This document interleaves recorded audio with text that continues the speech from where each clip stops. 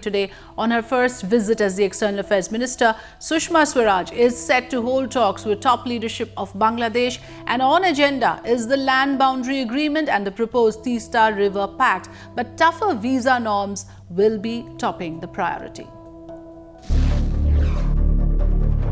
Taking forward India's outreach to neighbours, Sushma Swaraj is in Dhaka on her first standalone foreign visit as the External Affairs Minister. I would call it not an icebreaker, it's an amazing gesture from the new Indian government. It's being billed as a goodwill visit.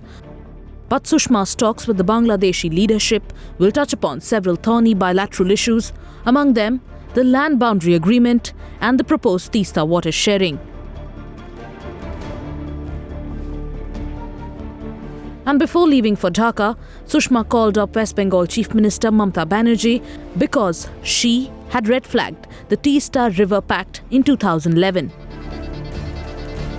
Real cooperation on what footing Indian government is going to put this relationship is something to see, and I think Bangladesh government is waiting to see some kind of clear demonstration of intention. So visa was, I wouldn't call it a setback, but it didn't give out the right signal right on the eve of the visit. But wary of illegal immigration, the Modi government has refused to liberalize the visa regime. So for now, there's going to be no free visa or visa on arrival for Bangladeshi citizens, a position slammed by the Congress. There is no unified view in the government.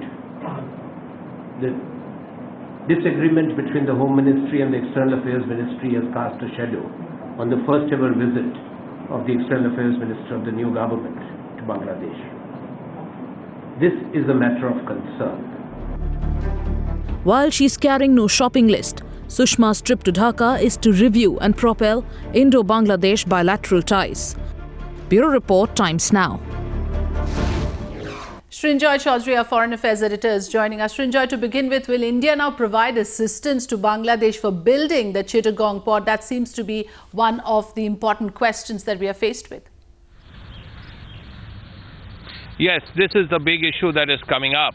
Now, during the meeting today, which is going to start in about half an hour, Bangladesh is likely to bring up the issue. They want to build a big port in Chittagong. Already the Chinese have offered technical assistance and financial aid. The Bangladeshis would prefer it came from India. Now it is up to India to decide whether they want to go ahead and help Bangladesh or allow the port to be built by the Chinese. There has already been a similar strategic blunder in the past. In the past, the Sri Lankans had requested India to help it to build a port in Hambantota in Sri Lanka. And Mahinda Rajapaksa himself has told Times Now in the past that, well, we asked the Indian side, and the Indian side, particularly the bureaucracy, sat on its hands, which is why we had to go to the Chinese. Now, it will be important to see whether history repeats itself or not, because if the Indian side says no, and the offer will be made today sometime during the delegation level talks, the final offer that is, then it will be very clear that Bangladesh would have to go to the Chinese. That is a point that is likely to be made in the talks today. That is the big issue that is coming up.